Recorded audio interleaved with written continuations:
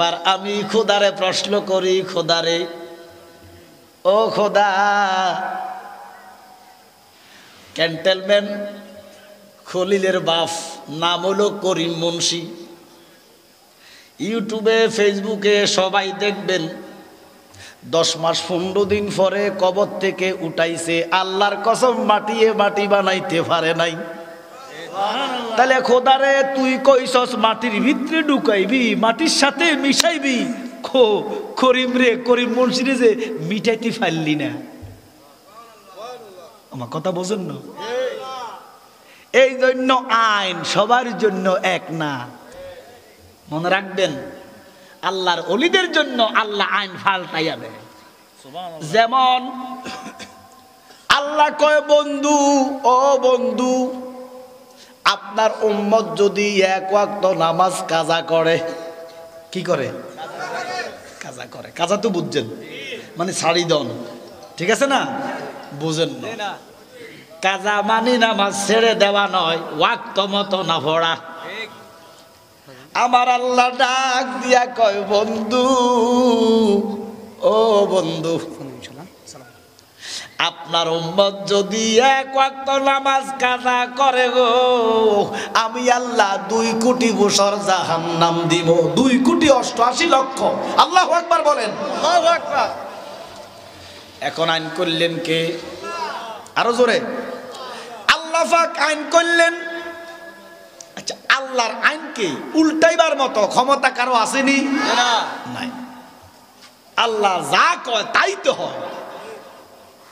আল্লাহ কয় এক ওয়াক্ত কাজা করলে 80 হোক বা 2 আমার কামলিওয়ালা নবী বেজার। বেজার কেডা? নবীজি। আরো জোরে কোন? নবীজি। আচ্ছা, তো নবীজি বেজার হইলে কি, খুশি হইলে কি, হুকুম কার? আল্লাহ। আল্লাহর উপরে আসেনি আর কিছু? না। আমার নবী বেজার। আল্লাহ কো, বন্ধু আপনি বেজার কেন? আমার নবী ডাক দিয়া কয়, মাবুদ,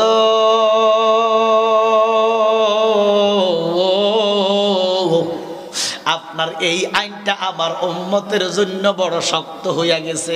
ও খোদা, আমি নবী দেখতেছি আখিরি জামানায় আমার উম্মত শুধু কাজা নয়, অনেক নামাজ ছাইরা দিব, পড়বে না। তো কাজা করলে যদি তুমি খোদা 2 কোটি 88 লক্ষ বছর দোজক দাও, তো না পড়লে জানি তুমি খোদা কি করবা? জোরে কোন সুবহানাল্লাহ। আমার নবী খায় না, ঘুমায় না, আমার নবীর শান্তি নাই উম্মতের জন্য।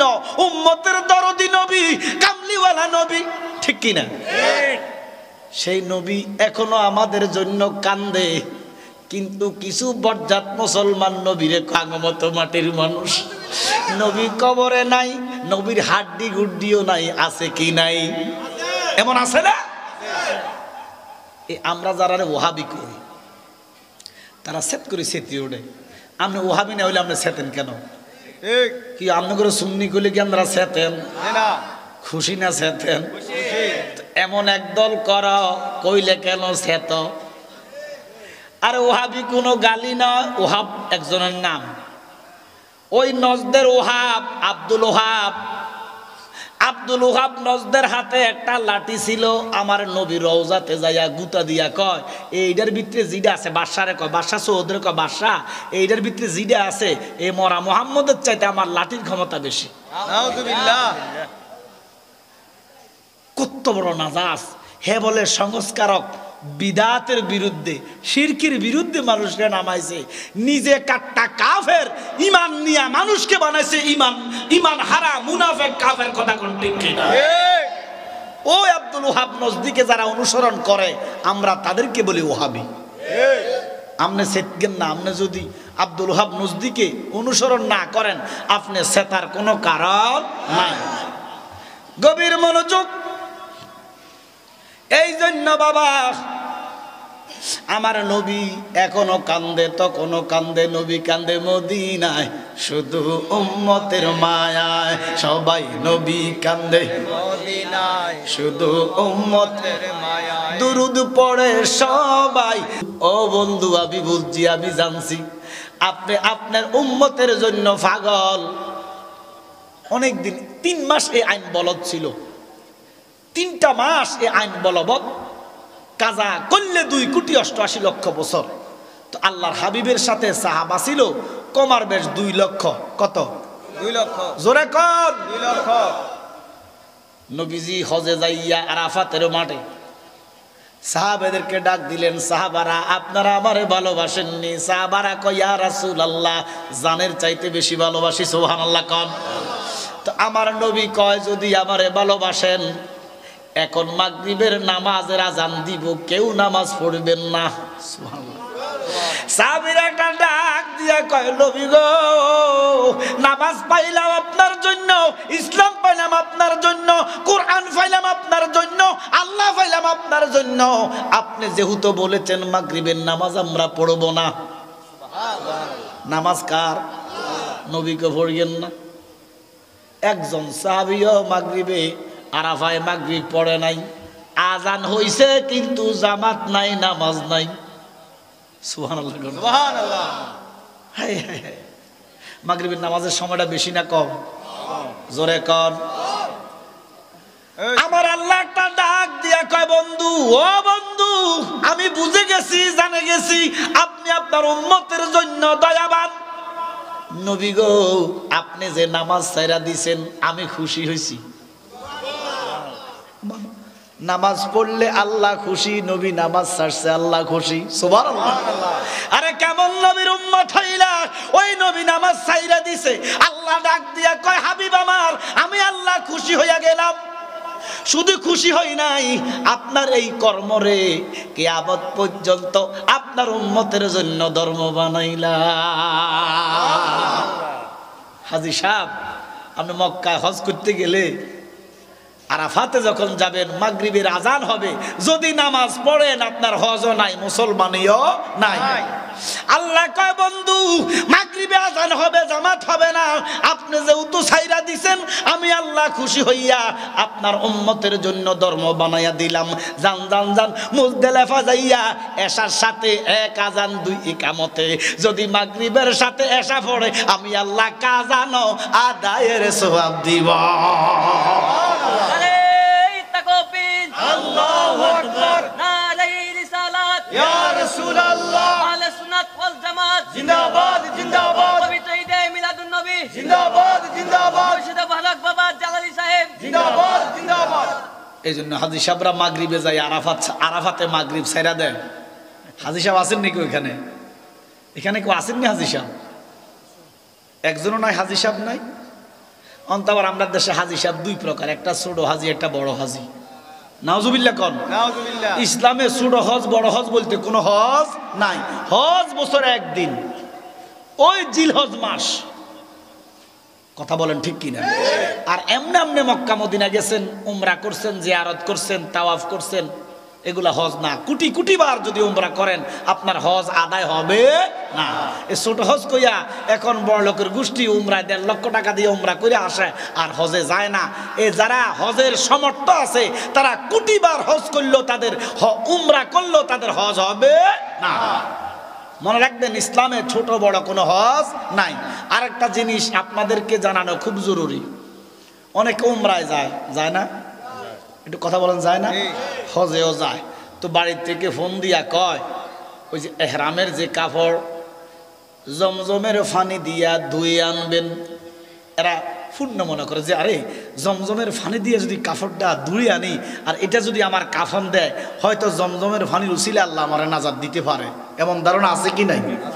জোরে কোন আছে কি নাই? আমারও দেখা, আমি তো 22 সালে গেছিলাম, অসংখ্য হাজিরা। আমি নিষেধ করছি যারা দেখছি যে জমজমের পানি দিয়া কাফন ধুইও না, এত বড় বেয়াদবি করো না। বলে জালালি সাহেব কেমন বেয়াদবি? জমজমের পানিটা জান্নাতের পানি। কিসের পানি? জান্নাতে আবে কাউসার, মক্কাতে আবে জমজম, একই মর্যাদা ঘোষণাকার। এর দুনিয়ার পানি দাঁড়াইয়া খাইলে গুনাহ হয়, জমজমের পানি বৈশা খাইলে গুনাহ হয়। জমজমের পানি দাঁড়াইয়া খাইলে, নিয়ত করি খাইলে আল্লাহ নিয়ত পূরণ করে দেয়। এই জামনে কাফন এহরাম বাঁধলেন, ধুইলেন, বাসায় আইসা এহরামটা ধুইলেন, এবার দোয়ার পরে পানিটা কি করবেন? খাইবেন? কাপড় দোয়া পানি খাইবেন না জোরে কোন না তো কি করবেন কোথায় ফালাইবেন আয় হায় হায় হায় কেউ বাথরুমে ফালায় কেউ ড্রেনে ফালায় এবার আপনাকে বিবেকে কি কয় এই জান্নাতের পানি বাথরুমে ফালাইলে সোয়াব হইব না নিজে যদি ইমান আমল ঠিক করে কবরে না যাও জমজমের পানি মাখা কাফন তোমারে বাঁচাইতে পারবে না এই আর গান লেখছে কাফন আমার আভন লেখছে নি দেখছি ওমা কাফন বলে আভন আরে কাফন আভন কেমনে হয় 6 মাস পরে আল্লাহর কসম কাফনের কোনো অস্তিত্ব থাকা যায় না আচ্ছা এবার দেখেন কাফনটা আফন মানলাম যদি আপনার ইমান নাই 40 গজ দূর থেকে মাটি বাড়ি দিব কাফন সরাইয়া দিব সরাইব না কাফনে বাড়ি সরাই দিব না তো কাফন আফন কেমন হইল আরে হাজার হাজার মানুষ কাফন ছাড়া কবরে গেছে কি নাই গেছে যারা যুদ্ধে মারা গেছে স্বাধীনতা সংগ্রামের সময় কাফন খাদাইলেছে গণকবর এখনো যারা সমুদ্রে মারা যায় লঞ্চে মারা যায় কাফন নাই তো এই যে গান বানাইলেন কাফন আফন আসলে কাফন আফন নয় কাফন যদি আফন হইতো আপনারে কবরে বাঁচাইতে কাফন পারবে না আল্লাহর কসম যিনি আফন তিনি সোনার মদিনা এই জন্য গান হইব নবী আমার আপন এই ঠিক কিনা এই জন্য আমার আব্বা লেখছে আমার দয়াল নবী বিনে গো আফন বলতে কে গো নাই জাগ ওরে বেবে দেখি সব বিদেশি ঠিক কিনা ওরে বেবে দেখি সব বিদেশি মিশে মায়ার সংসারে আফন বলতে কেহ নাই জগতে আমার দয়ালের মাটির মানুষ যে বলে শ্রেষ্ঠ জনম মানব জীবনে যাইব রে বিফলে ঠিক কিনা আমার নাইসা দল বুঝল গো দয়াল নবী নাইসা দল বুঝন চোখের পানি দিয়া গো নবী দুয়াইতাম শরণ দয়া যদি হয় আপনার মন আর কি মরণ হবে রে আফন বলতে কেহ নাই জগতে আমার দয়াল নবী বিনে গো আফন বলতে কে গো নাই জগতে দয়াল নবী আপনার দরবারে কোরআন শরীফটা কইও গোলাম কোরআন শরীফটা কই লই আইও দয়াল নবী আপনার দরবারে আমরা গোলাম হাজির হইয়াছি আমরা নবীর গোলাম